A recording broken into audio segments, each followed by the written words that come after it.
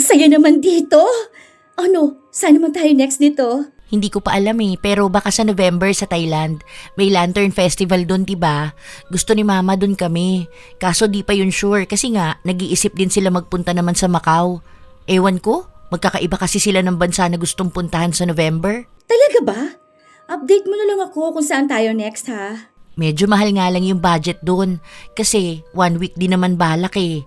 May passport ka na ba? Meron na, pero wala pang tatak. Ayun pala patatakan na natin yan. Basta sabihan na lang kita. Mag-ipon ka na lang. Hindi ko na yan pag-iipunan. Konting hingi lang yan kay ate ko Magbibigay na siya, no? Dami kayang pera ni ate. Nakita ko yung bank book niya. Naku, kaya nga marami naman talaga kami pera. Okay lang yung si mama Kala mo naman, mauubos lahat yun kapag nagliwaliw kami ng konti. Tsaka mabait si ate. Madali lang naman yun mauto, no? Pero sana, doon tayo sa may Lantern Festival ng Thailand, ha? Napapanood ko yun Isa talaga yung sa gusto kong mapuntahan. Oo, tapos ready mo na yung OOTD mo doon. Tapos mag-shopping tayo doon, no? Ang saya nun. Oo naman, excited na ako. Hindi pa tayo nakakauwi rito sa Palawan. Parang gusto ko na kaagad iplano yung susunod nating gala. Iba-iba ang ugali ng mga anak. Mayroong matitipid, meron namang sakto lang habang may mga sobrang gastos naman. Dahil yon ang napapansin ni Hazel sa kanyang mga anak, lalo na sa sobrang gastos niyang anak na si Jenner. Kaya siya na lang mismo ang gagawa ng paraan para lang bigyan ito ng leksyon. Paano kaya mapipigil ng ina ang magastos na anak?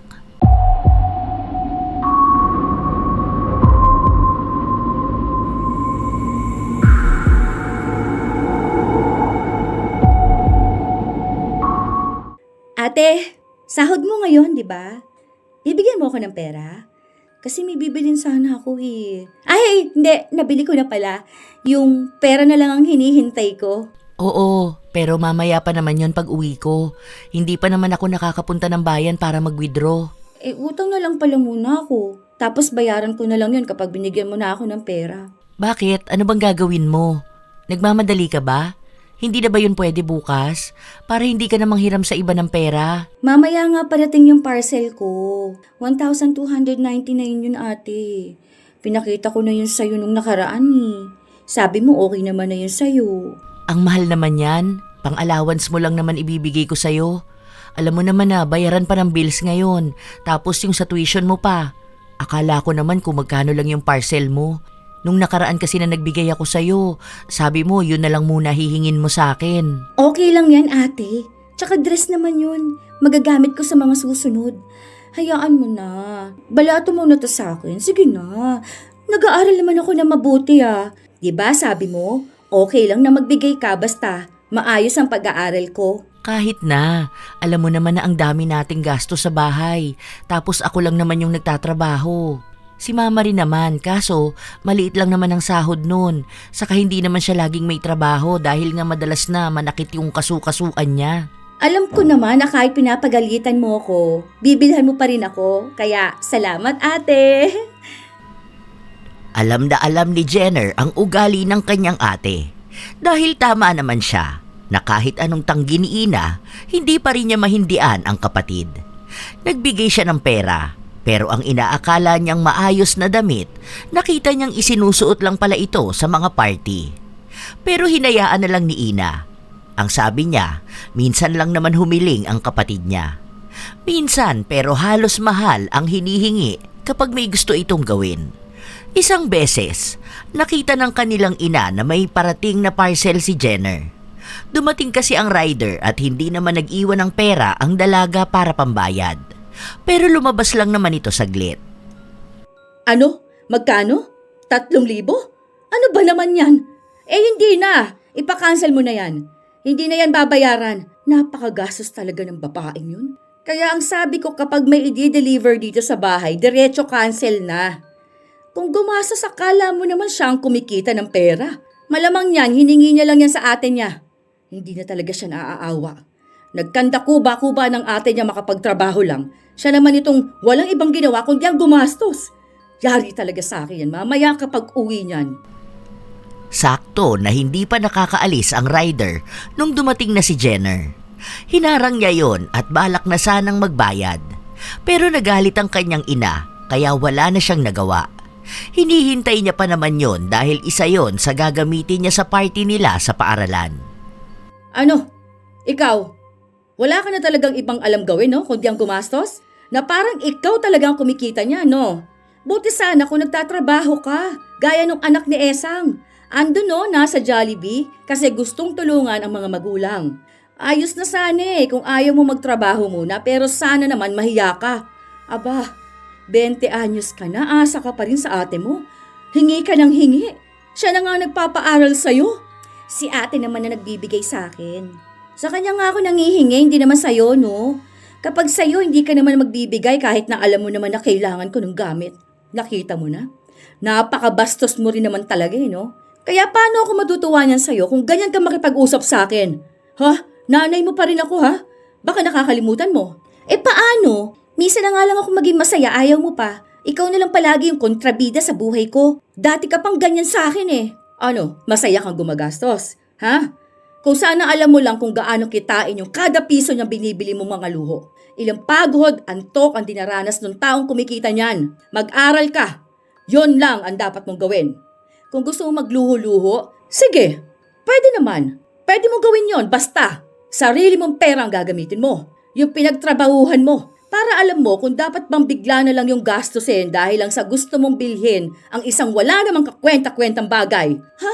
May kwenta naman yun Gagamitin ko nga yun sa party namin Alam nga naman magbuka akong tanga dun sa pupuntahan ko, di ba? Hindi mo kasi alam yun Kasi wala kang ibang ginawa nung panahon ninyo kundi ang maging malungkot, kundi maging pangit. Nakita mo na. Gagamitin nyo yan sa party nyo. Sinabi ko na kasi sa'yong huwag ka na dyan mag-enroll dahil napakagastos nila dyan. Daming mga bagay na ginagawa kahit na hindi naman kailangan. Yang party-party na yan, bakit? Makakatulong ba yan sa inyo? Hindi nyo kasi naiintindihan, ma. Kaya nga may ganun para hindi laging sa pag-aaral nakatutok yung mga estudyante. Iba na kasi sa panahon ngayon. Para maging balance lang din ng lahat, ha? Iba na kasi ang paraan ng pag-aaral ngayon. Kaya nga nasa eskwelahan ka para mag-aral. Yon ang aatupagin. Kaso ano naman yung ginagawa nyo dyan? Tinuturuan ng mga bata na maging maluho. Ang mahal na ng tuition, ang mamahal pa ng mga pinaggagawa ninyo. Nung nag-aaral naman ang ate mo, hindi naman uso yung ganyan. Ay, ang daldal nyo naman, ma. Ang dami niyong sinasabi. Hindi naman kayong nagbibigay ng pera. Ano pa yan? Hindi ko na nga nakuha yung parcel ko, ganyan pa. Para lang matigil ang kanilang pagtatalo, si Jenner na lang ang sumuko. Agad siyang nagpunta sa kwarto niya. Padabog niya pang ang isinarado ang pinto. Matapos nun, palihim niyang tinawagan ang rider. Ipinadaan niya na lang sa bahay ng kaibigan niya ang balak niyang bilhin. Yun na lang daw muna ang magbabayad. Tapos, tinawagan niya rin ang kaibigan niya para sabihin na ibibigay niya ang pera kinabukasan pag nasa paaralan na sila. Ayaw daw kasing ipakuha ng kanyang ina. At ganun nga ang nangyari kinabukasan nung nagkita na silang dalawa. Hulaan ko, pinagalitan ka ng mama mo sa harapan ng rider, no? Oo, nakakaya nga kung ano-anong pinagsasabi ng matanda na yun Buti na lang nakuha mo rin. Kailangan ko to Ganda pa naman nito. Buti na lang talaga hindi to na-cancel. Baka mamaya maban na naman ang account ko. Si mama kasi. Kada may darating akong parcel, palagi niya sinasabing cancel agad. Kahit na alam naman niyang gagamitin ko talaga. Sabi ko sa'yo, wag mo na ipadaan sa bahay niyo para naman kasing hindi mo kilala yung mama mo. Parang makakita lang yun ng rider, iniisip na niyang lahat ng dala nun i-deliver sa'yo. Medyo totoo naman. Ang dami naman kasi niyang order mo. Ano ba kasi yung mga yan? Makeup to, tapos skincare. Yung iba dito kasi naka-sale na. Ito yung panghilamos ko, sold out to palagi Kaya buti talaga nakaabot ako. Magwawala talaga ako kapag hindi ko to nakuha, no? Isang buwan ko rin hinihintay to para maka-order ako. Okay na rin. Kaya naman pala ang mahal niyan. Buti yung mama mo hindi nagalit nung nakita niyang ang dami mong order. Anong sinasabi niya sa'yo kung sakali man na kunwari ganito, dumating yung rider tapos wala kang iniwan na pambayad. Pinapahiya ka rin ba? Hindi naman. Normal na yun sa kanya Minsan nga nagtataka yun kapag wala pa akong order. Saka kilala na namin yung mga rider. Kasi nga naman, wala kaming ibang ginawa kundi mag-order. Normal naman na yun. Kapag ako yung walang naiwan na pambayad kapag naka-COD ako, si mama yung nagbabayad o kaya si kuya. Kung sinong nandoon sa bahay. Minsan nga hindi na nila ako sinisingil. Saka minsan lang din naman ako mag-COD. Buti pa yung mama mo. Nakakaingit talaga kayo. Kasi kayo, ng mama mo, yung mama mo mismo nagbibigay ng pera nyo. Ako, ate ko na nga lagi pa akong pinagagalitan sa bahay. Para naman kasalanan pa na gusto ko lang maging masaya, di ba? Na gusto ko ma-enjoy ang buhay ko. Hindi ko rin alam kung bakit ganun sa bahay nyo. Ang toxic. Hindi ko matatagalan yung ganun. Ayoko ng ganun, be. Wala pa kasi akong pera kaya hindi ako makaalis. Alam mo, kapag ako may work na, kukuha ako ng kondo. Tapos, aalis na ako dun sa amin. Mamumuhay na lang ako mag-isa, no? Tapos magta-travel talaga ako. Ay, dyan sa travel. Ano, sasama ka ba sa amin sa Palawan? Next week kasi magpapabook na kami ng ticket. Kung magpapasabay ka, magbigay ka na lang sa akin ng pera. Tapos ready mo na yung budget mo dun. Mga magkano kaya ang gastos dun? Para malaman ko kung magkano hihingin ko kay ate. Mga nasa 20k yun kasi 1 week tayo dun eh. Di ba may 1 week tayong walang pasok? Para mas matagal, saka mas masaya. Ang laki naman pala. Kaya mo yan, ano ka ba? Isang hingi mo lang yan sa ate mo. Mabait yung ate mo. Kaso nga lang, wag mo ipapaalam o kaya ipaparinig sa mama mo yun. Naku, yari ka talaga ah. Dudugo yan tenga mo sa daldal niya. Ano kayang pwede kong maging palusot, no? Sabihin mo may babayaran ka kamo sa school na 20k. Mag-imbento ka na lang para makasama ka. Tapos pag aalis na tayo, magpaalam ka naman na. Sabihin mo, isasama ka lang namin pero wala kang gagastusin, ganun.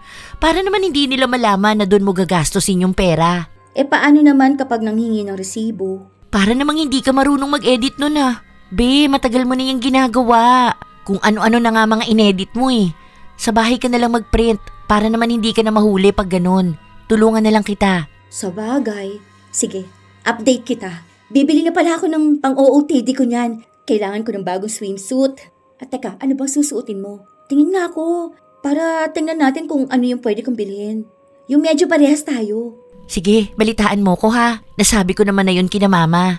Sabi nila okay lang naman daw yun basta nga may budget ka. Kapag kinulang ka naman, pautangin na lang kita basta bayaran mo ko ha. Humahanap na ng tamang pagkakataon si Jenner kung paano niya makakausap ang kanyang ate. Madalas kasing abala ito, lalo na kapag umuuwi. Pagod na kasi ito, tapos may isa pang trabaho pag nasa bahay na siya. Ganon ang ginagawa ni Ina para lang makalikom ng pera. May ipon naman siya, pero ipon niya yon para sa paparating na tag-ulan. Kapag tag-ulan na kasi, ang daming tulo ng bahay nila. Kaya balak niyang bago sana umulan, mapapalitan na ang bubong nila at mapataasan ang labas ng bahay para hindi sila laging binabaha. At hindi siya mahirapan na pumasok sa trabaho. Dalawa lang naman silang magkapatid, pero mabilis na uubos ang pera niya dahil sa dami ng hiling at hinihingi ng kanyang kapatid. Hanggang sa isang araw, nakakuha na rin ng tiyempo si Jenner. Wala kang pasok, ate? Meron pero mamaya pa. Wala kang day off? Wala, sayang lang ang araw kung magpapahinga lang ako. Isa pa, alam mo naman na may mga pinag-iipunan tayo. Kailangan doble kayod. Oo nga pala, ate. Naalala mo yung sinabi ko dati na may babayaran kaming 20k sa school? Sinabi? May sinabi ka sa akin? Kailan? Ang laki naman yan. Para saan ba yan? Parang tuition fee mo na yan ah. Hindi ko maalala na may ganyan kang nabanggit sa akin. Ang alam ko lang yung sa 5k na kailangan sa school nyo. Pero binigay ko na sa'yo yun eh. May iba pa ba? Para dun sa kung anong-anong event sa school namin. Hindi siya event lang. Yung may kinalaman sa pag-aaral namin yun. Nakalimutan kong tawag. Pero ipinaliwanag ko yun sa'yo noon eh. Ang sabi mo pa nga, bibigyan mo ko. Naghihintay ako kaso para namang nakalimutan mo na. Kaya, eto, nagtanong na ako ulit ngayon. Hindi ko talaga maalala. Sure ka bang nasabi mo sa akin? Kailan ba yun? Makakalimutin ka na talaga, ate. Pumayag ka nga eh, sabi mo bibigyan mo ako ng cash. Ano yun? Nung nakaraan. Kagagaling mo lang ng work noon, tapos nung kumakain ka, kumuha ako ng tubig. Nabanggit ko yun sa'yo. Tapos sabi mo, sabihan na lang kita kung kailan ko na kailangan. Ganun ba? Baka nga nakalimutan ko na. Ang dami ko kasing iniisip at ginagawa. Sige, kung sinabi ko naman na pala sa'yo, bibigyan na lang kita bukas pag uwi ko. Ang bilis ko na talagang makalimot. Baka pagod na ako noon kaya hindi ko na rin maintindihan kung ano yung sinasabi mo sa akin. Kahit na Gcash na lang ate. Ako na lang mag-send dun. Pwede naman daw kasing Gcash yun eh. Para hindi ka rin mahirapan mag-withdraw. Sige, mamaya. Mag-aasikaso lang ako. Send mo na lang ulit sa akin yung Gcash mo. Yun pa rin naman ate. Hindi naman nagbago. Tuwang-tuwa si Jenner. Hindi niya lang pinapahalata para hindi magduda ang kanyang ate na hindi naman talaga para sa paaralan nila o may kinalaman sa pag-aaral niya ang paggagamitan ng pera. Nakapagbigay nga si Ina. Hindi na rin ito nasabi sa ina dahil nga galing naman yon sa ipon niya. Balak sana ni Ina na sumama sa mga kaibigan niyang lumabas ng bansa kahit na ilang araw lang. Matagal na panahon na rin kasi siyang walang pahinga. Walang gala. Para bang buong buhay niya nakatuon na lang sa trabaho niya. Nung nakapagbayad na ng pambili ng tiket si Jenner, unti-unti naman siyang bumili ng mga gagamitin niya sa Palawan. Sa bahay ng kaibigan niya pinapadaan.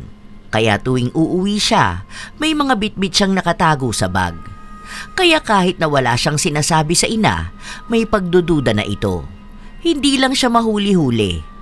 Isang gabi, habang sabay-sabay silang kumakain, nagpaalam na si Jenner sa ina.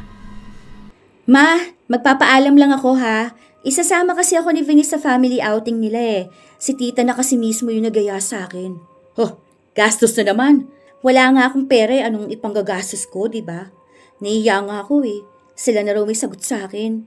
Kahit nga magkano wala ako. Kahit pambili man lang sana ng souvenirs. As in zero. Wala ka naman palang pera. Di wag ka na sumama.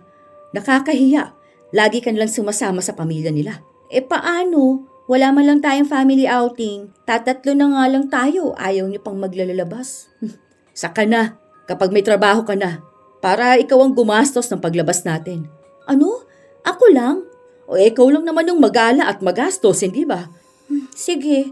Pero kapag may maganda na akong trabaho nun basta ngayon, aalis muna ako ha. Sasama muna ako sa pamilya ng iba. Ano naman ang panggastos mo ron? Wala nga ate. Paano naman kapag may gusto kang bilhin? O kaya activities? Nakakahiya naman yun kung manghihingi ka sa kanila. Hindi na lang ako bibili kahit na may gusto ko. Sasama lang naman ako ate. Tsaka wala naman akong pera eh. Magagalit lang si mama kapag nanghingi ako sa inyo. Aba, natural lang napagalitan ka. Ganyan pa naman yung ginagawa mo eh. Puro ka gastos. Alam mo na nga ang mahal ng mga bilihin. Ang mahal mabuhay ngayon ha. Kahit pa sabihin 3 lang tayo. Dapat nabubuhay lang kung ano yung kaya mo. Saka na yung gusto mo kapag may sobra na. Sa ganyan nababaon sa utang ang karamihan ng tao eh. Nakita mo na? Pinangaralan pa ako. Kaya okay na ako kahit na wala akong pera. Ang mahalaga lang nun, nakapag-relax ako. Pero ang totoo nun, nagpapaawa lang talaga ang dalaga para naman bigyan siya ng pera ng kanyang ate. Kaya kinabukasan, isang araw bago sila umalis, nilapitan siya ni Ina. Huwag mo na lang sabihin kay mama ha. Baon mo na pera yan doon. Sorry, yan lang ang nakayanan ko ha. Yan lang din kasi ang natira sa allowance ko wala pang sahod. Talaga ba ate? Salamat ate Buti ka pa no, naawa sa akin. Si mama hindi At talagang inaaway pa niya ako. Okay na yun, hayaan mo na si mama. Alam mo naman na ganun talaga ang ugali niya Basta enjoy ka doon ha. Ate, salamat ulit. Sobrang saya ni Jenner dahil mabait ang ate niya at mabilis maawa. Kaya nadadala niya ito sa mga salita. Galing kasi sila sa hirap at dati, noong nasa ganong edad si Ina, marami rin siyang gustong gawin at mapuntahan. Pero dahil nga mahirap sila at walang pera, kailangan nilang magtipid at magtrabaho. Kaya iniisip ngayon ni Ina, dahil gusto ng kapatid niyang maranasan ang buhay, siya na lang ang magbibigay nun. Kahit na ang ibig sabihin nun ay maglalabas siya ng pera. Kaya nawili na rin si Jenner at hindi na niya inisip na kailangan din niyang limitahan ang sarili. Kaya ang mismong ina nila ang pumipigil sa kanya. Kaya siya ang nagmimistulang kontrabida. Natuloy sila sa Palawan at sobrang saya ni Jenner. Akala mo ay anak siya ng mayaman kung gumasto sa pagkain at ibang aktibidad. Hindi niya iniisip ang pera dahil hindi naman niya yun pinaghirapan. Ang saya naman dito. Ano, saan naman na tayo next nito? Hindi ko pa alam pero baka sa November sa Thailand. May Lantern Festival doon, di ba? Gusto ni Mama doon kami. Kaso, hindi pa yun sure. Kasi nga nag-iisip pa rin sila magpunta naman sa Macau. Ewan ko, magkakaiba kasi sila ng bansa na gustong puntahan sa November. Talaga ba? Uy, update mo na lang ako kung saan tayo next ha. Medyo mahal nga lang yung budget doon. Kasi 1 week din namin balak eh. May passport ka na ba? Meron na, pero wala pang tatak. Ayun pala eh, patatakan na natin yan. Basta sabihan na lang kita ha. Mag-ipon ka na lang. Hindi ko na yan pag-iipunan. Konting hingi lang yan kay ate ko, magbibigay na siya, no? Ang dami kayang pera ni ate. Nakita ko yung sa may bank book niya. Kaya nga marami naman talaga kaming pera eh. OA lang yung mama ko, akala mo naman mauubos lahat yun kapag nagliwaliw kami ng konti. Tsaka mabait si ate, madali lang naman yun mauto. Pero sana, dun tayo sa may Lantern Festival ng Thailand. Napapanood ko yun eh. Isa talaga yun sa gusto ko mapuntahan. Oo, tapos ready mo na yung OOTD mo doon. Tapos mag-shopping tayo ron, no? Ang saya nun. Oo naman, excited na ako. Hindi pa tayo nakakauwi rito sa Palawan. Parang gusto ko na agad iplano yung susunod nating gala. Saka masaya kaya kung ganito, puro tayo gala. Kasi sabi nga nila, na travel as much as possible. Kasi nakikita natin ang ganda ng mundo. I-enjoy ang buhay kasi hindi natin alam kung hanggang kailan tayo mananatili sa mundong to. Naniniwala talaga ako dyan. Tsaka ang pera, bumabalik yan, no? Buti na lang yung family ko may budget talaga sa mga ganitong bagay. Gusto kasi nilang makapag-travel kami laging family. O kahit ako na lang. Buti ka pa nga eh. Naiinggit nga ako sa inyo sa totoo lang. Kami 3 lang, di pa namin magawa yung ganyan. Paano? Si mama naman kasi takot na takot mawala ng pera. Ayaw gumastos? May work naman kasi sila sa bahay. Saka ako lang yung wala pa. Pero kahit na, noon pa nung walang work mga ate ko at kuya ko, lumalabas talaga kaming pamilya. Kasi malaki nga sahod ni Papa noon kapag galing siyang barko. Basta kung sakali man na pwede ako sumama sa inyo, sama niyo ako ha. Pero sabihan mo ako para makahingi ako ng pera sa ate ko. Oo, akong bahala sa'yo. Saka sinabi ko naman na sa kanila yon. Ayos lang naman sa kanila na sasama ka. Buti na lang mababait din ang pamilya mo. Ay, tara, doon tayo magpicture. Hanggang sa makauwi sila, walang ibang bukang bibig si Jenner kundi ang mga kwento niya tungkol sa gala nila. Masaya ang ate niya habang ang ina naman nila kinakalkula kung magkano ang mga gastos doon. Hindi siya naniniwala na nilibre si Jenner sa ganun kamahal na lugar. Dahil kahit naman daw mapera ang pamilya ni Venice, hindi naman sila ganun kagalante para maglabas ng pera para sa isang kaibigan lang. Ang iniisip ngayon ni Hazel kung paano nangyari na nakasama ang anak niya. Saan ito kumuha ng pera? Nanghingi ka ng pera sa ate mo? Hala, hindi ha. Si ate ang kusa nagbigay sa akin, tsaka 2K lang naman yun. 2K lang? Huwag mo akong pinaglolo ko, Jenner. Ha? Ilang beses ka bang pagsasabihan na umiwas ka na muna sa gastos mo? Akala mo ata ganun lang kadaling kitain ng pera eh. Eh bakit sa akin ka na naman nagagalit? Si ate naman talaga yung nabigay niya sa akin ha. Inabot niya mismo sa akin. Bakit kasi hindi mo tanungin si ate? Eh yung 20 mil, inabot niyang kusa sa'yo? Anong 20 mil? Wala akong hinihingi kay ate ha. Huwag ka nga magsinungaling. Ang tanda mo na pabigat ka pa rin sa ate mo. Siya na nga nagpapaaral sa'yo, lolokohin mo pa siya ng ganun? Sinungaling ka ha? Para lang makagala ka kung ano-anong palusot ang pinagsasabi mo. Kaya hindi ako naniniwala nung sinabi mong ililibre ka eh. Dahil wala namang ganun. Bakit ka naman nila pag-aaksihan ng oras? Hindi ba? Basta, hindi ko alam kung ano yung sinasabi mo. Sige lang. Ipagpatuloy mo yung ganyang ugali mo ha.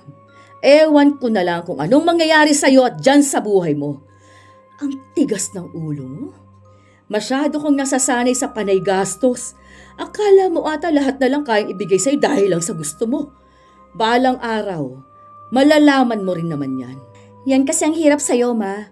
Ayaw mo akong nakikitang masaya. Gusto mo, lagi na lang akong naghihirap. Kung paano kayo naghirap noon ni ate. Eh, si ate naman mismo nagsabi na magpakasaya lang ako sa buhay ko ah. Na wag akong magpapaka-stress masyado.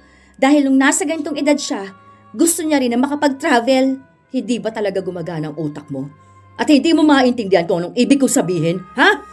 Hindi kita pinipigilan na magliwaliw sa buhay mo. Pero iayon mo naman sa meron ka. Yung ate mo, dalawang trabaho nun. Halos 4 na oras lang ang tulog, hindi magawang makapagliwaliw. na dapat siya nung nagbibigay nung sa sarili niya. Hindi niya magawa dahil ang hihinayang sa pera. Nung dapat igagala na siya, kinuha mo pa ang pera niya. Hindi ka na naawa sa sakripisyo ng ate mo. Hindi ka ba nakukonsensya? Habang ikaw, nagpapaka-feeling mayaman doon sa ibang lugar. Ginagastos na parang walang bukas ang pera na hindi mo pinaghirapan. May mga tao rito sa bahay na nagpapakapagod para lang kumita ng pera. Sa totoo lang, dapat ka nagtatrabaho ka na eh. Ilang taon ka na oh? 20 ka na? Yung ate mo, 16 pa lang nung nagtatrabaho na. Sinasabayan pa ng pag-aaral niya. Hindi pa nga ako tapos mag-aral. Bakit ako magtatrabaho, di ba? Ikaw dapat na magtrabaho para hindi naman nahihirapan si ate. Yung ibang nanay nga rin eh, kahit na may edad na, nagtatrabaho sila para sa pamilya nila. Hindi mo ba ako nakikita nagtatrabaho ha? May sakit ako. Pero nagagawa ko pa rin magtrabaho. Ewan ko sa'yo kung bakit hindi ka nahihiya maging magastos, pero pera naman ang ibang ginagamit. Simula ngayon ha, wag na wag kong malalamang inaaya ka ng kaibigan mo o kung sino mang tao dyan sa paligid mo. Hindi kita makikita ang gagastos dahil sinasabi ko sa'yo, ipapahiya talaga kita dyan sa labas. Sobrang lungkot naman kasi ng buhay mo kaya ganyan ka sa akin eh. Hindi mo ako naiintindihan dahil hindi ka naman nakaranas ng ganito sa'yo eh. May mga pera naman kayo, anong gagawin nyo dyan kung hindi nyo gagastusin, di ba? Gusto mo lang parusahan ako eh. Hindi to parusa. Dahil minsan, dapat alam mo kung paano maging responsable. Dahil kung hindi mo alam kung saan mo gagamitin ang pera, ewan ko lang talaga kung hindi ka mabaon sa utang sa mga susunod. Hayaan nyo na lang muna kasi ako maging masaya. Kapag may trabaho naman na ako, babawi naman ako kay ate. Hindi mo kailangan sabihin babawi ka sa ate mo. Simula ngayon, wala ka nang tatanggaping pera mula sa amin. Kahit papang tuition mo, gawan mo ng paraan. Kung yung gala mo nga at gastos mo, nagagawan mo ng paraan, yan pa kayang pag-aaral mo. Kung gusto mo talaga makapagtapos ng pag-aaral, sige. Maghanap ka ng paraan. Huwag kang umasa sa amin. Huwag mong ipaako sa ibang taong luho mo. Hindi na napigilan ni Jenner na maiyak. Hindi siya umiiyak dahil sa sama ng loob, kundi dahil sa galit niya. Ang bigat ng dibdib niya, ang dami niyang gustong sabihin at isumbat sa kanyang ina, pero hindi niya ito magawa dahil pinipigilan niya pa rin ang kanyang sarili. Habang nasa loob siya ng kwarto, nakikipag-usap din siya sa kanyang mga kaibigan, lalo na kay Venice. Girl, hindi naman kasi tama na pagsabihan ka ng ganon. Isipin mo yun, gusto mo lang naman maging masaya, di ba? Anong mali doon? Kasalanan na ba yun? Yun na nga yung pinupunto ko.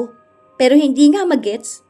Parang sinasabi pa rin sa akin na ang sama akong anak na bakit hindi ko sila maintindihan.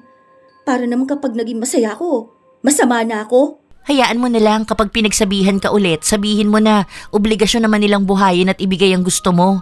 Hindi pwede yung ganyan. Naiinis nga ako eh. Teka, may sale ba ngayon? Ay, oo nga. Order lang ako para mawala itong stress ko. Parang gusto kong bumili ng bagong damit. Gala na lang tayo sa susunod na araw. Pag dumating na yung pang-OOTD ko. Ayoko dito sa bahay, iniinis lang ako. Sumasama lang yung loob ko kasi bakit ako yung pinipilit na magtrabaho, di ba? Hindi naman ako yung matanda. Baka ayaw na ng mama mo mag-work. Baka ang gusto niya, pag may work ka na rin, ikaw na lang yung bubuhay sa kanya, di ba? Yun kasi yung gusto ng ibang mga magulang eh. Ang galing naman. Ano yun? Sa akin na lang ipinasa yung obligasyon na hindi naman para sa akin? May chance kasi na ganon. Yung iba ganon ginagawa eh. Kaya kahit na maging working student yung mga anak nila, pinupush nila. Buti pa parents ko, kahit anong edad na nila, ayaw nilang iasa sa amin yung responsibilidad nila. Hanggat kaya naman daw nila, magwo-work sila. Kahit pa sabihin na may sakit yung mama mo, hindi pa rin naman tama yung ginagawa niya, no? Kapag kasi pagod na pagod yun, sumisikip yung dibdib nun. Dati nga nasugod sa ospital yun eh. Munti ka na siya ma-stroke. Pero bumalik pa rin siya sa work. Kaya nga naiingit ako sa pamilya mo eh. Alam nila yung responsibilidad nila sa'yo. Sa akin, parang masama laging tingin kapag gusto mong maging masaya. Bahala sila. Basta ako, gagawin ko kung anong magpapasaya sa akin. Talagang pinatunayan ni Jenner na mas tama siya. Sa ate niya siya lumalapit, kaya walang magawa ang kanyang ina kapag binibigyan siya ng pera ni Ina. Kapag naman kinakausap si Ina, sinasabi niya lang na naaawa siya sa kapatid niya, kaya hinahayaan na lang niya ito. na kaya naman daw niyang magsakripisyo pa ng kaunti. Kaya mas lalong lumalala ang pagiging gastador ni Jenner. May pagkakataon pang gusto niya ng bagong cellphone. Ate, kuha mo akong iPhone 16 Pro Max. Ang mahal naman nun. Pwede naman yun home credit eh. Yung kaibigan ko ganun ginagawa nila eh. Doon sila sa SM Central kumuha. Tapos may down nga lang na sa 30K. 30K na down? Pwede na yun makabili ng phone. Oppo na lang. Opo? Ano ako, Jejemon? Oppo nga yung cellphone ko. Tig 13K to. Meron ako nakita dun sa mall, nasa 15K. O kaya ano na lang, yung isa. Infinix ata yun. Maganda rin naman ang camera nun. Ayoko nun, ate. Ang pangit nun eh. Ano yun, pang mahirap na cellphone? Gusto ko yung iPhone sana. Ang tagal na nitong cellphone ko, oh. Sira na nga yung screen eh. Galing pa to kay tita eh. Ang pangit pa nito. Ang bilis na puno ng storage. Tapos yung camera, ang labo. Di mo lang ako makapag-TikTok. Ate, sige na. Regalo mo na lang sa akin. Malapit na kaya ang graduation namin. Tingnan ko na lang. Wala bang second hand na ganyan? Ayoko nun. Gusto ko brand new para naman makapag-unboxing ako. Tapos gusto ko yung ako palang nakakagamit. Baka kasi mamaya niyan sira o kaya hindi ko na magamit, di ba? Sige na, ate. Sige. Titingnan ko. Ay, wag mo nang tingnan, ate. Tsaka, kaya mo naman yun hulugan. Magkano lang monthly nun eh. Tsaka mga 1 year na hulugan na lang kunin mo. Ayoko kasi nang may utang. So ikakash mo? Kaya mo yan no, ate. Ang dami mo kayang pera. Ang mahal kasi noon, nasa 80K yun. Ang hirap noon. Parang buong taon kong sahod yan eh. OA naman. 2 naman trabaho mo. Okay lang yan kasi gagraduate na ako. Maghahanap na ako ng work ko. Hayaan mo, hindi ka nagagastos sa akin. Tapos, ako naman ang babawi sa'yo.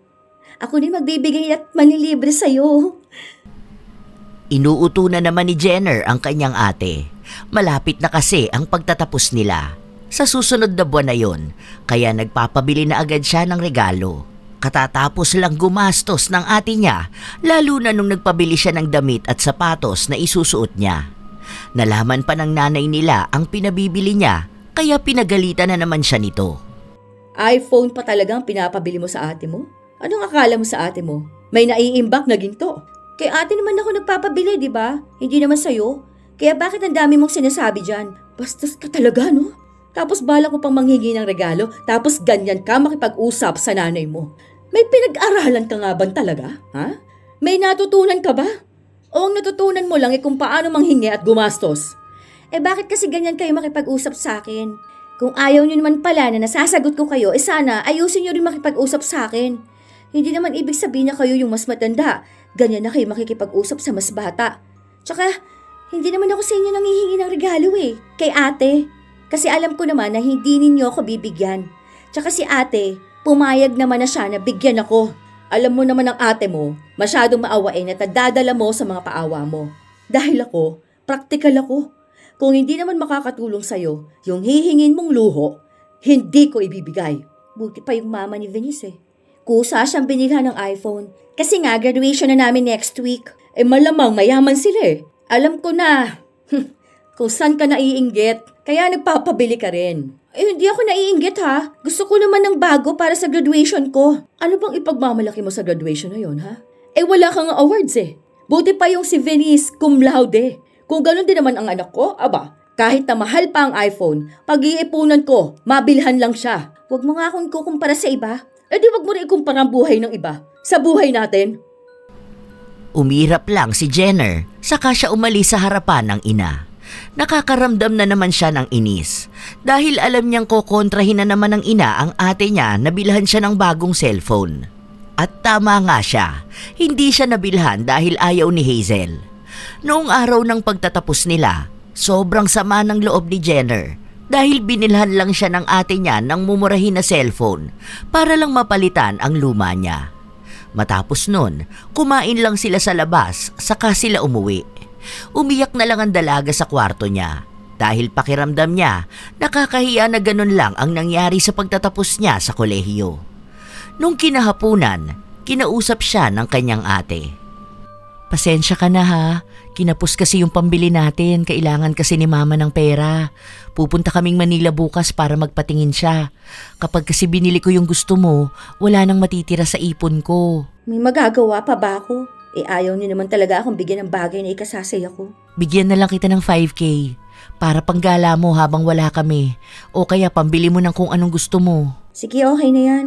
Yun lang naman kaya mo eh. Mga 3 days kasi kaming mawawala dito sa bahay. Kaya ikaw na munang bahala rito. Sige, okay na ako basta may iwan kang pera sa akin ha. Pagtsagaan ko na lang yung 5K sa loob ng 3 araw na wala kayo rito. Siguro lalabas na lang kami ng friends ko para mag-celebrate. Bawi na lang ako sa susunod. Kailangan lang talaga ng pera sa ngayon. Hindi na rin kasi pwedeng mag-work si mama. Baka lumala pa yung kalagayan niya. 2 na tayo ngayon, lalo na kapag may work ka na. Kaya magiging magaan din ang lahat. Pero saka na ako maghahanap ng work ha. Pahinga lang muna ako ngayon katatapos ko lang mag-aral eh. Hindi naman pwede yung pagod ako mag-aral tapos diretso agad hanap ng work, di ba? Oo, sige. Pero wag mo lang patagalin kasi minsan yung ibang kumpanya hindi tumatanggap lalo na kung ang tagal nagpahinga after ng graduation. Hindi yan. May diploma naman ako, no? Ang dali lang kaya makakuha ng trabaho. Halos 5 buwan ang lumipas, hindi pa rin naghahanap ng trabaho si Jenner. Nasa bahay lang siya o kaya minsan nasa labas kasama ang mga kaibigan niya. Iisa na lang ang bumubuhay sa kanila, ang kanyang ate. Dahil ang ina nila, mabilis na itong mapagod kaya madalas na nasa bahay lang nagpapahinga. Dahil sa bait ni Ina, ni wala man lang naririnig na kahit na anong reklamo mula sa kanya. Kahit na pagod na siya. At simula nung unang beses na nagtrabaho siya, wala man lang siyang naging maayos na pahinga. Yun bang hindi siya nakokonsensya sa 2 araw na hindi siya nagtatrabaho. Kaya isang araw, kinausap na naman ni Hazel ang anak niya.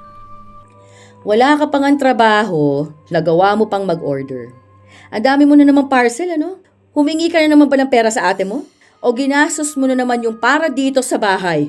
Bumili lang naman ako ng mga damit ko para kapag may trabaho na ako. Nag-iipon ako ng gamit ko, gaya ng mga sapatos, bag, damit na pang-OOTD ko. Inuunang trabaho bago ang arte. Sana, naghanap ka na lang muna ng trabaho bago naghanap ng pagkakagastusan. Ate mo na naman ang nilalapitan mo. Alam naman to ni ate, no? Tsaka sabi ko, babayaran ko siya kapag may work na ako. Hinihintay ko lang naman sila Venice na umuwi galing sa travel nila sa ibang bansa. Tapos nun, mag-a-apply na kaming 2. Pati ba naman paghahanap ng trabaho, kailangan mo pa ng kaibigan na makakasabay mo? Hindi ganyan. Paano kung isa lang ang kailangan ng kumpanya? Ha? Baka nga hindi ka pa niyan magkatrabaho dahil gusto mo magkasama pa kayo. Siyempre, gusto kong kaibigan ko yung kasama ko sa trabaho. Tsaka gusto namin sa isang kumpanya lang kami. Mas okay naman na yun. Tsaka madali lang makahanap ng ganung work, no? Kaya nga ako nag-iipon na ng mga gamit ko Nakagawa ka na ba ng resume mo? Hindi pa. Si ate na lang ang pagagawin ko nun. Siya yung marunong sa ganun At talagang inaasa mong lahat sa ate mo, no? Hindi ka ba nahihiya na pati resume mo sa kanya mo ipagagawa? Ikaw dapat ang gagawa nun. Ikaw ang may kailangan nun. Alam mo na laging busy ang ate mo. Hindi na nga niya maharap ang sarili niya. Kailangan ka pa niyang intindihin. Sa hindi ako marunong gumawa Ay, teka. May isa pa pala akong parcel. Magkano kaya yun? Baka yan na yung sandals ko na tig 599. Napapailing na lang si Hazel habang nakikita niya ang anak niyang walang ibang ginawa kundi gumastos. Kahit na wala naman itong pera at trabaho. Pero kahit naman anong sabihin niya, hindi ito nakikinig sa kanya. Kapag naman ang panganay niya ang kakausapin niya, iisa lang ang laging sinasabi nito. Kawawa naman daw si Jenner at hayaan na lang. Makakabawi naman daw ito kapag may trabaho na. Nung nagkaroon ng trabaho ang dalaga, mas lalo siyang lumala na maging gastador. Wala nang natitira sa pera niya. Nagkakautang pa siya sa ate niya. Wala siyang naiaambag sa bahay dahil sa trabaho niya, lagi na lang siyang nag-o-order ng pagkain. Lalo na naging katrabaho niya ang kaibigan niyang kasing gastos niya rin. Be, order tayong kape. Sasabihin ko pa lang naman sana sa'yo. Sige lang, gusto ko yan. Ako na mag-order. Saan pala tayo magla-lunch mamaya? Labas na lang tayo? Yung kainan dyan sa may labas, yung sa kabilang building, yung sa gilid ng 7-Eleven. May nakita ko dun Hindi ko lang matandaan anong kainan yun. Pero merong mga pasta, meron ding kanin. Nasa 700 plus ata ang isang order. Ang mura ah. Sige, doon na lang tayo mag-lunch. Go lang! May tinatapos lang akong report. Basta, alam mo naman na kung anong kape gusto ko eh. Naging ganon kaluho si Jenner. Sa isang araw pa lang, nauubos ang 2,000 niya. Samantalang ang sahod niya sa isang araw ay wala pang 1,000. Sumasabay kasi siya sa mga katrabaho niyang walang ibang ginawa kundi gumastos. Lalo na ang kaibigan niyang parang walang problema sa pera. Hanggang sa dumating ang araw ng sahod niya. Kalahati pa lang nun nagamit na niya dahil lumabas sila ng mga katrabaho niya para kumain sa labas at manood ng sine. Nagyabang pa kasi siya ang manlilibre sa kanila. Kaya pag uwi niya, wala na naman siyang naibigay sa bahay nila. O ano? Ikaw na magbabayad ng bills. Ha? Bakit ako? At sino pang gusto mo? Ate mo? Siya pa rin? Bumili na nga siya ng bigas at grocery para sa bahay. Ano gusto mong gawin? Makikikain ka rito? Makikitira ka tapos wala kang ilalabas na pera? May trabaho ka na, hoy. Bakit hindi ka tumulong? Hindi na to gaya noon na kahit na ayaw mo magtrabaho okay lang dahil nag-aaral ka. Pero ngayon may trabaho ka na. Hindi po pwedeng hayahay ka ha? At panay ka gastos. Work ko to. Sahod ko to. Dapat ine-enjoy ko to. Enjoyin mo yan. At hindi ako nangihingi sa'yo ng pera. Ha? Ang sinasabi ko lang may obligasyon ka. Tumira ka man mag-isa mo. Parehas lang na may gagastusin ka. Sa pagkain mo, sa bills at sa bahay. Huwag mo sabing makikitira at makikikain ka lang dito. Tapos anong gagawin mo? Panay ka luho? Panay ka gastos? Hoy babae! Gumastos ka ng sobra mo, hindi higit pa sa sahod mo. Ha? Hindi ka tagapagmana ng kumpanya ninyo. Ano pa naman yan? Walang ibang ginawa kundi yung paghalitan ako. Si ate na lang muna magbayad niyan. Hindi ba pwedeng hayaan niyo na muna ako ma-enjoy ko yung sahod ko? Yung sa sarili ko na lang muna ang gagastusin bago sa ibang bagay. Simula ngayon, may hatian na kayo ng ate mo sa bahay na ito. Hindi pwedeng solohin mo lang lahat ng sahod mo. Kung ayaw mo mag-ambag, umalis ka sa bahay na to. Buhayin mo sarili mo. Sige, doon walang sisita sa'yo. Walang magsasabing bawal mong gawin. Kung gusto mong mabuhay mag-isa, lumayas ka sa pamamahay na to. Hindi ka palalamunin ng ate mo para lang maging maluho ka nang wala sa oras. Nagdabog si Jenner papasok ng kanyang kwarto. Pero wala siyang nagawa noong pinalabas siya ng ina. Dapat kakausapin daw silang magkapatid. Sinabi na nga ni Ina na wag na nilang pag-usapan dahil ayos lang sa kanya na siya na lang muna. Tapos, kapag okay na si Jenner, saka na lang siya magbibigay at mag-aambag sa bahay. Pero hindi pumapayag ang kanilang ina. Huwag na tayo magtalo, ma. Hindi pwede. Kailangan alam ng babaeng yan ang obligasyon niya eh. Ang mahal ng ginastos sa pag-aaral niyan. 4 na taon yon sa mamahaling school. Tapos mga gastos niya pang walang kwenta. Ha? Hindi pwedeng hindi siya tutulong dito sa bahay. Ano siya, sinuswerte? Hindi porket ikaw ang nagbabayad ng lahat noon. Hanggang ngayon, pabigat pa rin yan. Matanda na yan kung tutuusin eh. Kung hindi niya kaya mag-ambag sa bahay, bumukod siya. Dalawa lang naman ang pagpipilian yan eh. Tumira siyang mag-isa o makisama siya rito at mag-ambag siya. Mag-aambag naman talaga ako eh. Pero hindi naman sa ngayon. Di ba pwedeng ako muna sa sahod ko? Ikaw muna? 2 buwan ka nang sumasahod, lahat yun sa'yo. Hindi ko sinabing ibigay mong lahat. Hindi ka naman sana breadwinner eh. Pero sinasabi ko, tulungan mo ang ate mo dahil hindi habang buhay, kailangan kanyang buhayin. Tingnan mo, hindi pa makapag-asawa yung ate mo kasi kapag umalis yan dito sa bahay, oh, sige, ano na lang ang mangyayari dito? Alam nga naman akong bubuhay sa'yo. Ano yon? Magpapakapagod ako, magtrabaho, para lang sa'yo? Wala na ako magiging buhay?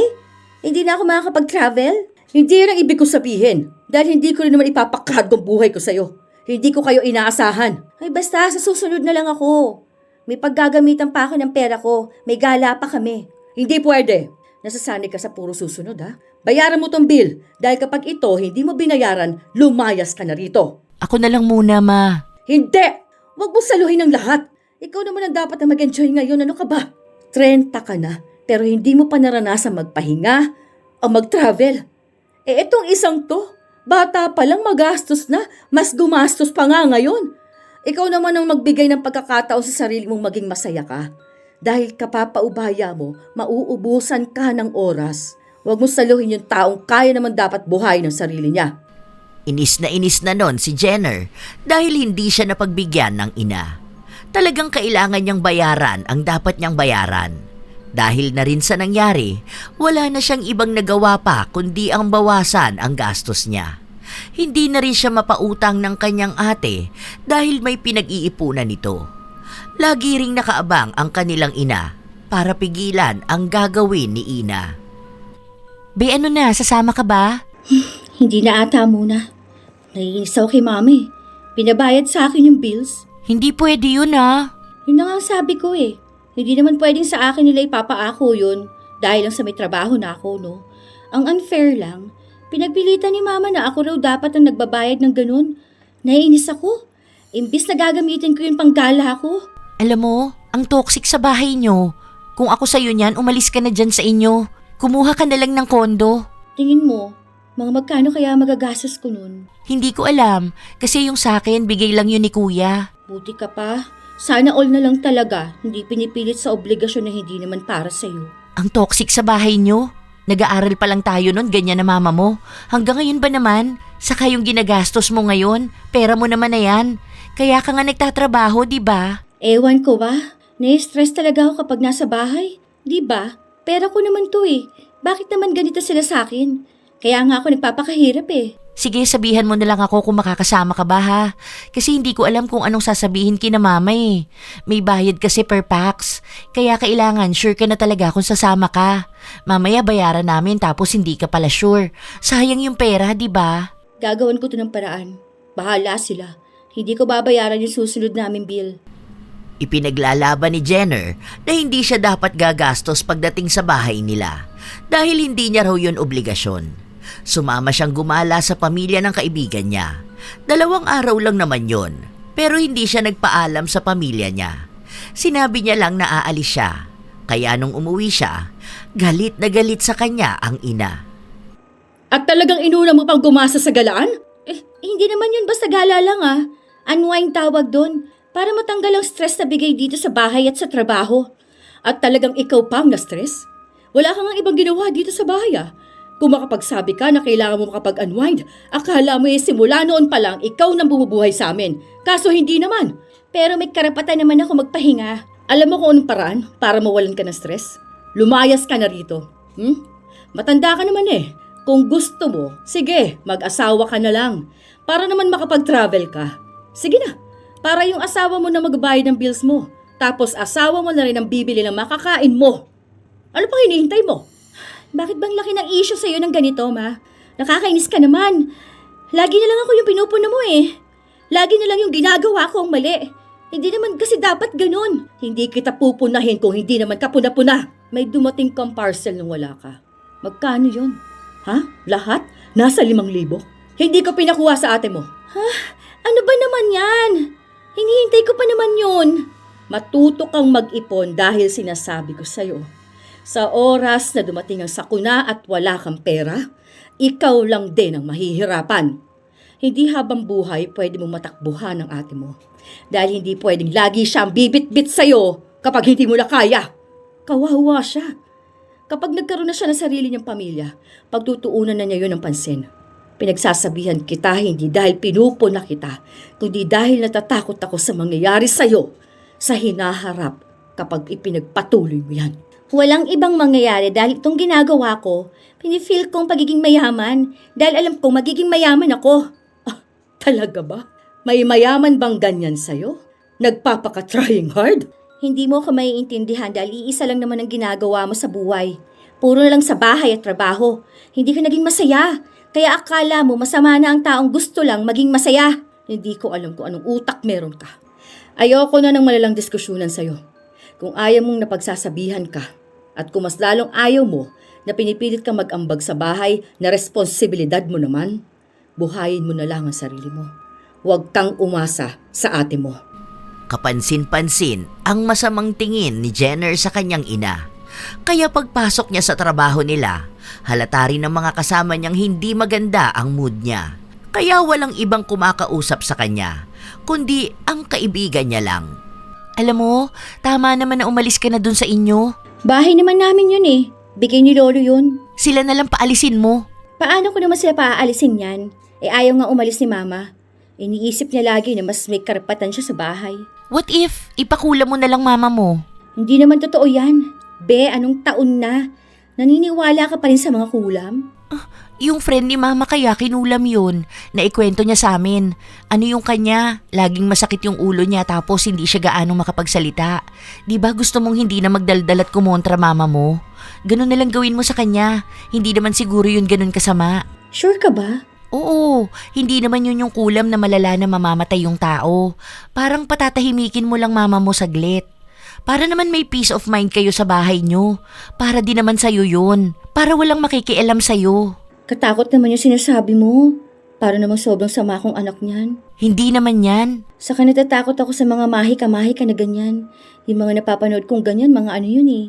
Parang yung kaluluwa nila na isanlanan nila sa kadiliman. Nagbigay lang naman ako ng suggestion. Pero ikaw pa rin naman ang bahala dun. Pero feeling ko, sa akin lang ha, mas malaking maitutulong nun sa'yo kapag ganun. Hindi na ikakaila pa ni Jenner na nadadala siya sa mga sinabi ng kanyang kaibigan. Hanggang sa isang araw, bigla na lang siyang nagdesisyon na ganun nga ang gagawin niya. Hindi niya ipinaalam sa kahit na kanino ang ginawa niya dahil alam naman niyang masama yun. Kahit na kay Venice, itinago niya ang sikreto niyang yun.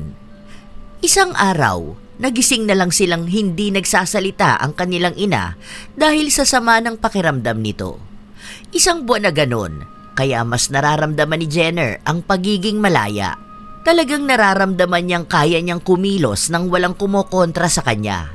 Kaya sinagad na niya ang pagiging magastos niya. Kada linggo, gumagala siya. Kada araw, ang dami niyang dumarating na parcel. Bumibili siya ng mga bagay na gusto niya kahit na hindi naman niya kailangan. Hanggang sa isang araw, tila ba lumalala ang kanyang ina. Sumasabay kasi ang sakit nito sa kulam na pinagawa sa kanya.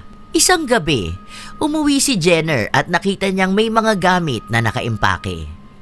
Saan kayo pupunta, ate? Luluwas muna kami ng Maynila. Makikituloy muna kami doon kina tita.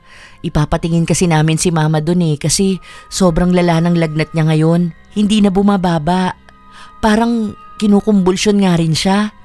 Tinatanong ko siya, kinakausap ko. Kaso hindi siya nagsasalita kasi nanginginig na siya. Kahit na anong gamot ang ipainom sa kanya, wala talagang nangyayari. Matagal kayo doon? Oo, depende pa yun kung anong magiging labas ng test na gagawin kay mama. Hindi kasi maagapan dito. Ganun ba? Sige ate, update mo lang ako ha. Ingat na lang kayo doon. Sa totoo lang, masaya si Jenner sa narinig niya. Lalo na maiiwan siyang mag-isa. Ni hindi siya nakokonsensya sa kung anong ginawa niya na maaaring magpalala lang ng sitwasyon ni Hazel. Hindi na sila nag-usap mag-ina. Hindi niya rin tinatawagan ang kanyang ate para makibalita. Hindi siya nagbibigay ng pera kahit na alam niyang iniwan ni Ina ang trabaho niya para lang matulungan at mabantayan ang kanilang ina. Basta ang alam lang ni Jenner, nagagawa na niya ang mga gusto niya. Nakakagastos siya nang walang ibang kumokontra sa kanya. Hanggang sa isang araw, gumala sila ng kaibigan niya dahil wala silang pasok sa trabaho. Anong feeling mo ngayon na mag-isa ka lang sa bahay niyo? Ang saya ha. Talagang nagagawa ko yung gusto ko. Sabi ni mama noon, malulungkot daw ako kapag mag-isa lang ako sa bahay. Hindi naman pala totoo. Kung alam niya lang na mas masaya ako dahil nga wala akong ibang ginawa kundi sundin yung bagay na nagpapasaya sa akin. One to sawa Ano naman ang sabi nila? Buti hindi ka inaaway ng ate mo kasi wala kang perang maibigay sa mama niyo. Maraming ang pera si ate. Sabi ko na sa inyo, nag-aaral pa tayo Nakikita ko yung pera niya na nasa bangko. Kaya kahit na wala siyang trabaho ngayon, may pera yun. Nagagastasan nga niya si mami. Kaya nga ako, akin lang dapat ang sahod ko kasi mababa lang naman ang sahod natin. Tapos wala naman akong ganun kalaking ipon kay ate. Sa sahod nga, mag-home credit na ako ng iPhone. Makukuha ko na rin yung gusto ko. Ay, paano? Si mama ba naman pinipigilan nun si ate? O ngayon, wala nang pipigil sa akin na makuha at mabili yung bagay na deserve ko. Natatawa nga ako Sabi ng rider, buti na lang daw hindi ako inaaway ng mama ko. Pati pala rider, alam nila? Oo. Ikaw ba naman, andun pa yung rider? Hindi pa nga sinasabi kung kanino yung order. Ako na agad yung aawayin. Tapos ipapa-cancel. Wala nang ganun. Kapag dumating ang order ko, di kuha agad. Ang saya gumastos dahil alam ko naman na makakakuha pa rin ako ng pera. Ngayon pa ba ako matatakot? May trabaho na ako. Maya-maya lang din ay tumawag ang ate ni Jenner. Hindi niya pa sana sasagutin pero ginawa na lang niyang palusot para makalabas ng opisina nila. Hello ate. Pauwi na kami. Ha? Bakit ang bilis naman? Okay na si Mama. Sure ba kayo? Paanong okay na? Basta okay na siya.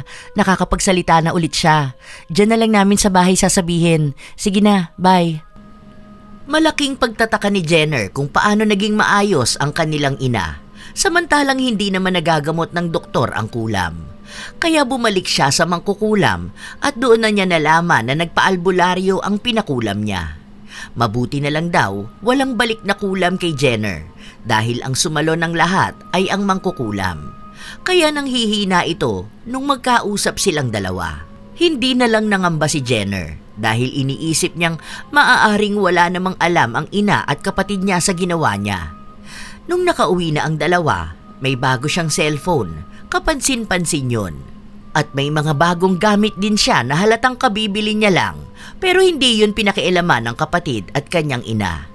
Hanggang sa isang hapon, umuwi si Jenner na nakaimpake na naman ang gamit. Saan kayo pupunta? Aalis kayo? Lilipat na kami ng bahay. May iwan ka na rito. May iwan? Oo. Ganun sa gusto mo. Sure ba kayo dyan? Hindi na kita aawayin dahil baka ipakulam mo na naman ako. Di ba ang gusto mo walang mangingialam sa buhay mo? O ito na yun.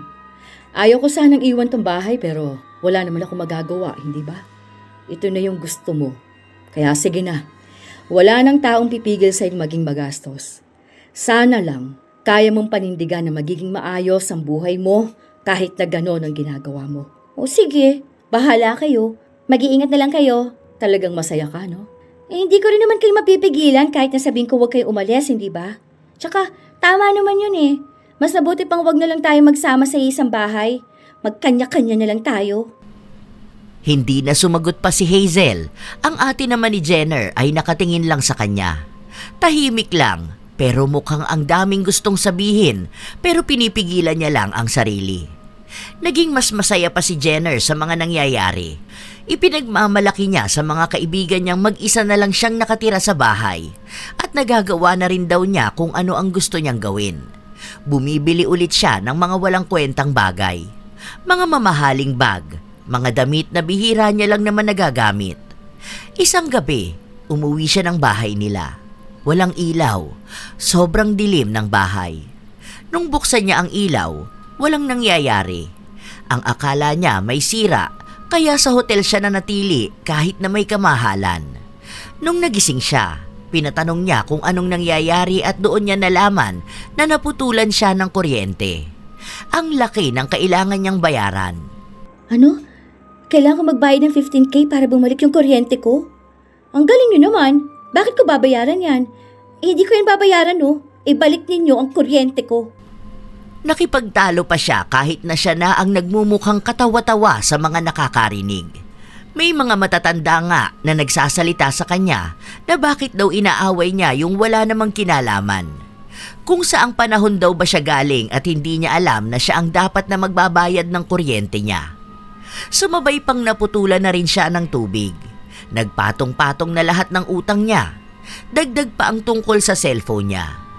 May sahod siya pero hindi niya maiwasan na bumili at gumastos. Kada aayain siya, sumasama siya. Kada may bibilhin ng iba, bibili rin siya. Kaya nung hindi na niya kaya, dahil nauubos na talaga ang pera niya kahit ilang araw pa lang ang sahod, nakipagkita siya sa ate niya. Sige na ate, ikaw na lang muna magbayad ng bill sa bahay. Ikaw na lang ang hulugan ko. Ang hirap ng walang tubig tapos wala akong kuryente. Hindi ako makaligo ng maayos. Hindi ko na kayang saluhin yun. Nagbabayad ako ng bahay na kinuha namin ni Mama. Ang dami rin naming gastos. Wala pa akong trabaho. Naghahanap pa lang ulit ako ngayon. Paano naman ako? Wala man lang bang tutulong sa akin? Alam mo, lagi ako nananahimik kapag ganitong usapin. Pero alam mo bang masama ang loob ko sa'yo? Paano mo nagawa yun kay Mama? Paano mo siya ipinakulam? Alam mo naman na mahina na siya, na may sakit na siya, tapos sinabayan mo pa ng kulam. Kung hindi pa siya pinaalbularyo, ipapa-opera na namin siya. Yun na sana ang huling beses na makikita ko si Mama. Hindi niyo naman ako masisisi eh. Naiinis kasi ako sa kanya. Lagi niya akong kinukontra. Lagi niya sinasabi na wag akong gagastos. Nakontrolin kong sarili ko dahil baka dumating yung araw na ako yung mahihirapan. Hindi pa ba dumating yung araw na yon? Ito na yon. Hindi ka na makakapagbayad ng bills dahil wala kang ipon. Dahil wala kang ibang inatupag kundi ang gumastos. Kaya nga andito ka, di ba? Dahil kailangan mo akong tulungan. Hindi kita obligasyon. Wala man lang ako nakikitang pagsisisi mula sa'yo. Mula nung umalis kami ng bahay, wala ka ng ate. Simula nung ginawa mo yun kay Mama, wala ka na ring nanay. Mag-isa ka na lang sa buhay mo. Huwag mo kaming takbuhan kapag naghihirap ka na. Dahil una sa lahat, buhay mo yan. Ikaw lang ang may obligasyon sa sarili mo. Sana, ito na yung huling beses na magkikita tayo. Ano man ang mangyari sa'yo, panindigan mo yun. Tutal, mas inuna mo naman ang maging masaya, di ba? Anong klaseng pamilya kayo? Itanong mo muna sa sarili mo kung anong klaseng anak ka. Galit na galit ako sa ginawa mo kay Mama. Hindi kita mapapatawad. Dahil sa'yo, hirap na hirap siya noong mga panahon na yun. Kaya, pasensya ka na. Wala ko maitutulong sa'yo. Dahil paano ka na matututo sa buhay kung wala kang ibang ginawa kundi umasa sa iba? Tapos na ako. Ginawa ko na ang parte ko. Pinaaral kita at ngayong may trabaho ka na, alamin mo na ang obligasyon mo. Hindi para sa amin, kundi para sa sarili mo. Sinubukang konsensyahin ni Jenner ang ate niya pero tumayo lang ito at tinalikuran siya. Wala na itong ibang pakialam sa kanya. Kahit na anong hingi niya ng tulong, hindi siya binibigyan. Kahit ang kanyang ina, nakikiusap siya pero hindi siya kinakausap. Alam niya sa sarili niyang wala naman siyang maling nagawa. Kaya bakit ganon ang pamilya niya sa kanya? Napilitan siyang galawin ang buong sahod niya para magkaroon ng kuryente at tubig. Wala rin siyang pagkakataon na makagala. Sure kang hindi ka sasama ha? Aalis na kami bukas. Pautangin mo na lang ako. Ayoko, baka hindi mo ako mabayaran eh. Para namang wala akong trabaho kung makapagsabi ka niyan. May trabaho ka nga, pero hindi ka naman agad makakabayad. Yung cellphone mo nga hindi mo pa mahulugan. Nagbabayad kasi ako ng bills. Bakit kasi hindi mo ipabayad sa ate mo? Magsama nga na ugali ng pamilya ko eh. Ayaw nila akong tulungan.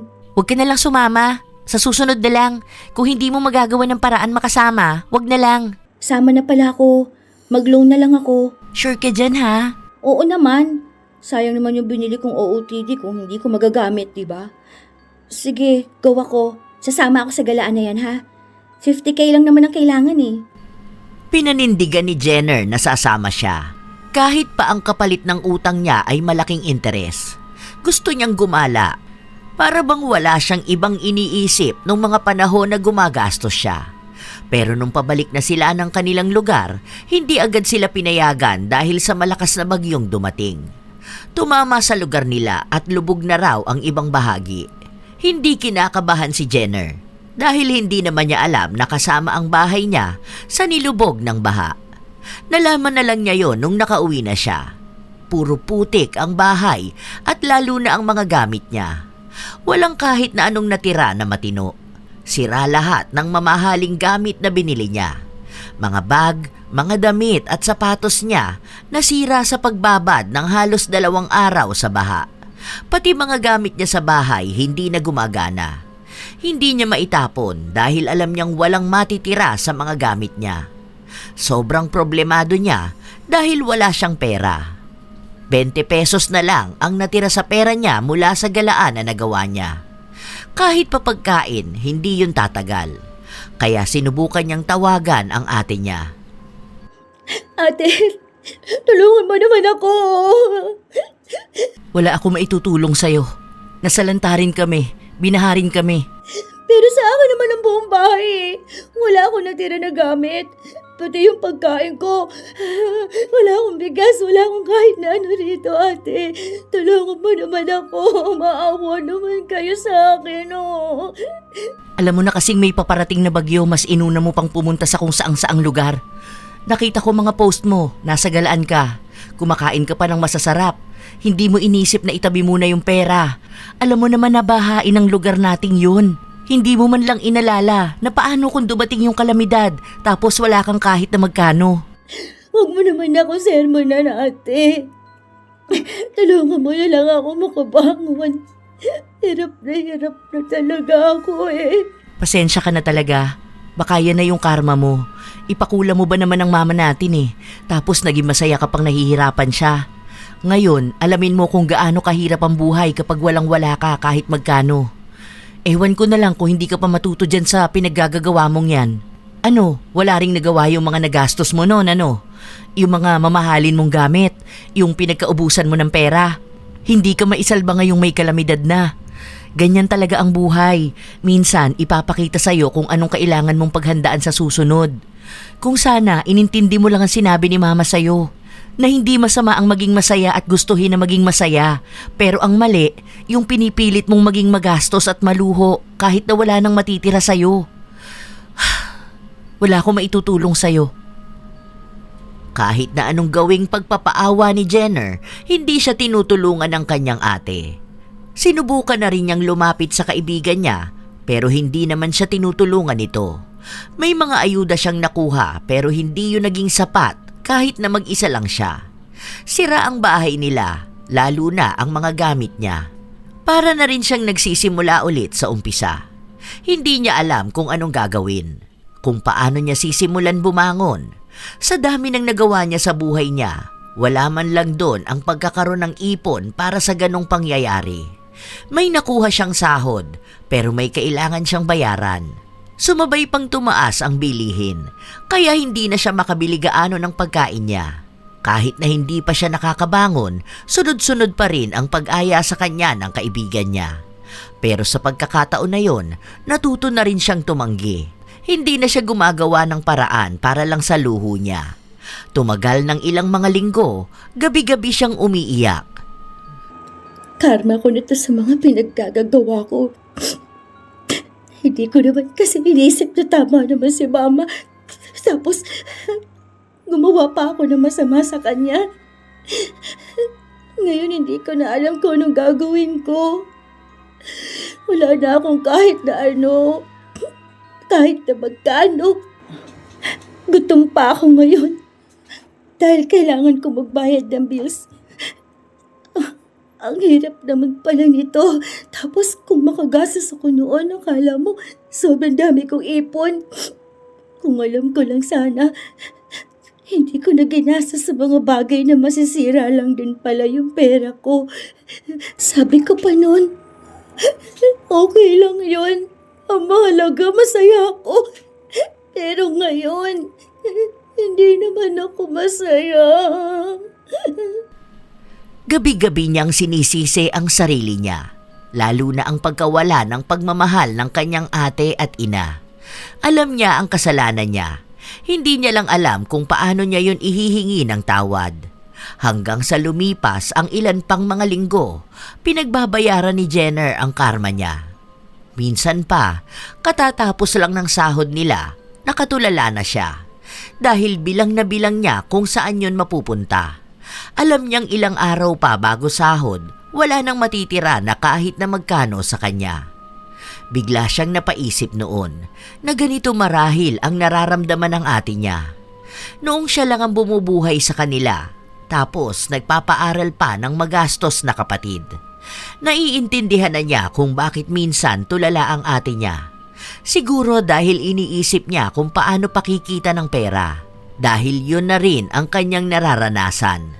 Nakakaiyak naman pala talaga yun. Tapos, nung hindi pa siya kumikita ng pera, ginagastos niya yon nang hindi man lang nag-iisip.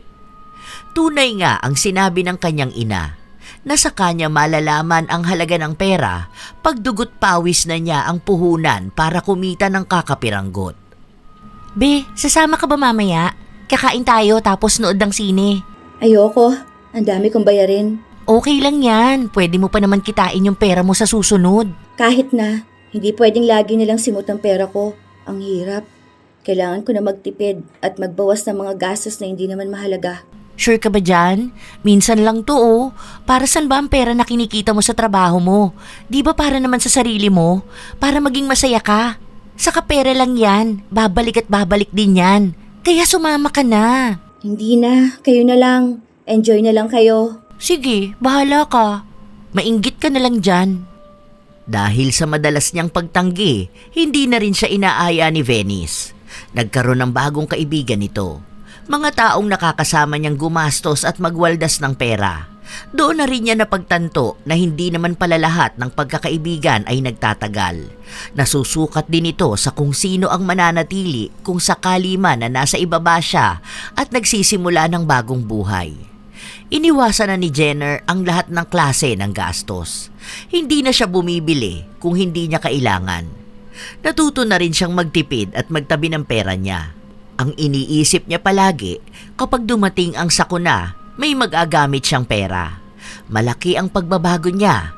Malaking aral ang bumungad sa kanya nung mga panahong nararanasan niya ang sakuna at wala siyang ibang matatakbuhan at malalapitan kundi ang kanyang sarili.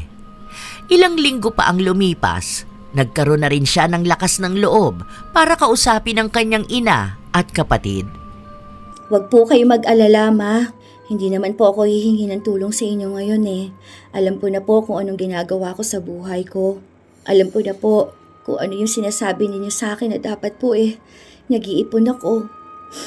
Maraming salamat po sa mga bagay na yon, Ma. Sana po mapatawad ninyo ako. Inaamin ko po ang mga mali ko, Ma. Sorry po. Patawarin niyo po ako kung nagawa ko kayong ipakulam. Sorry po, Ma, kung sumama po ang loob ko sa inyo ng mga panahon na pinapangaralan niyo lang naman po ako. Sorry po, Ma. Sa'yo rin, ate. Sorry. Hindi ko alam na aabot sa ganito eh. Masyado akong nasilaw na kailangan kong gumastos para maging masaya. Sa pera at material na bagay ako nakatuon. Kaya akala ko yun yung magpapasaya sa akin eh. Kinalimutan ko kayo. Sorry po. Sorry. Ang daming pagsisisi na sinabi ni Jenner.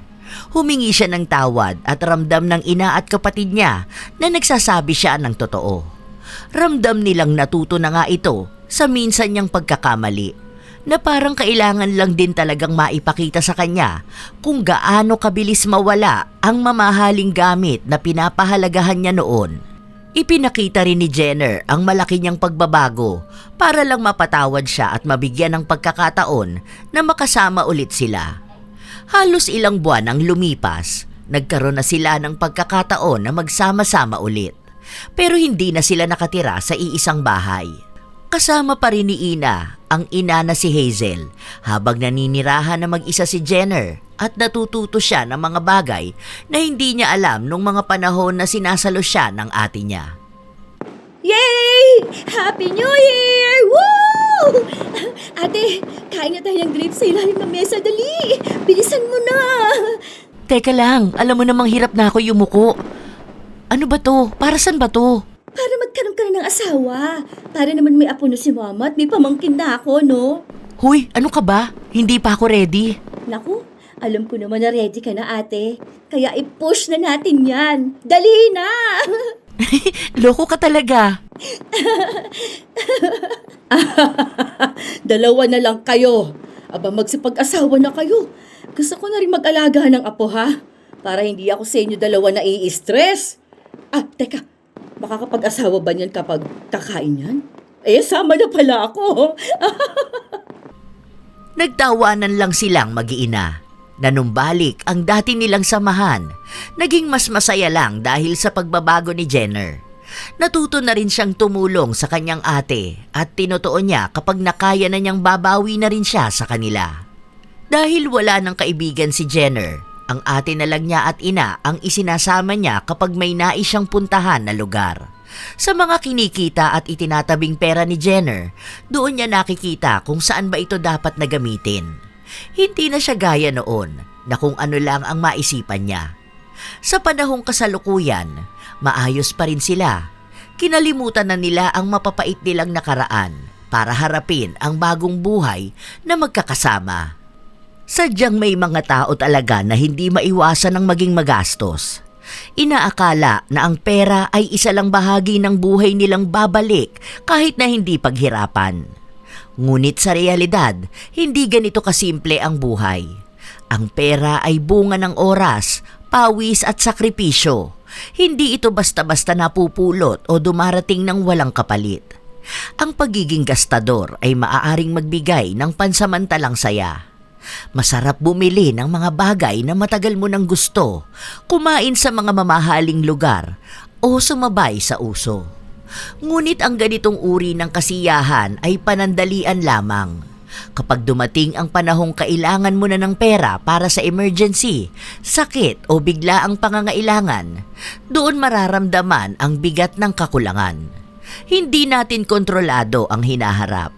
Maaaring sa isang iglap ay magbago ang lahat, mawalan ng trabaho, magkasakit o magkaroon ng sakuna.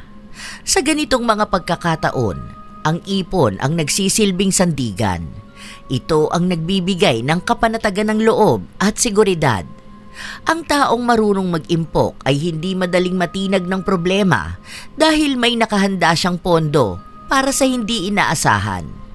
Ang pag-iimpok ay hindi nangangahulugang ipagkait mo sa sarili mo ang kasiyahan.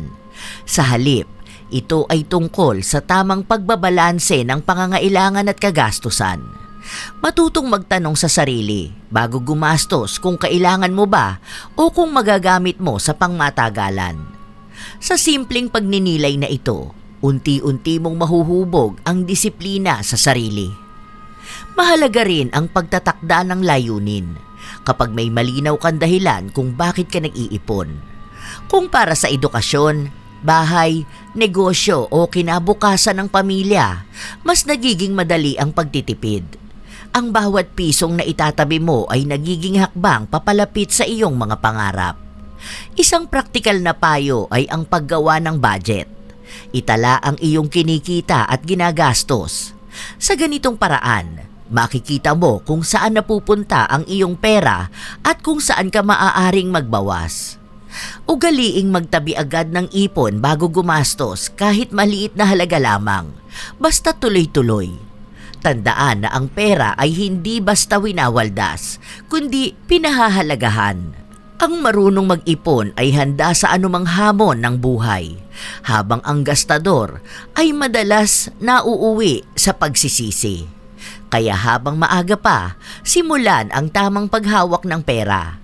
Dahil ang kinabukasan ay hinuhubog ng mga desisyong ginagawa natin ngayon. Kayo ba mga apo? Paano nyo nakokontrol ang mga sarili nyo sa paggastos? Nag-iimpok din ba kayo para sa kinabukasan nyo? At ano ang inyong opinyon ukol sa ating bagong kwento? Maaari kayong magbahagi ng inyong opinyon at komento. Naway nakapaghati dito ng magandang aral sa inyo.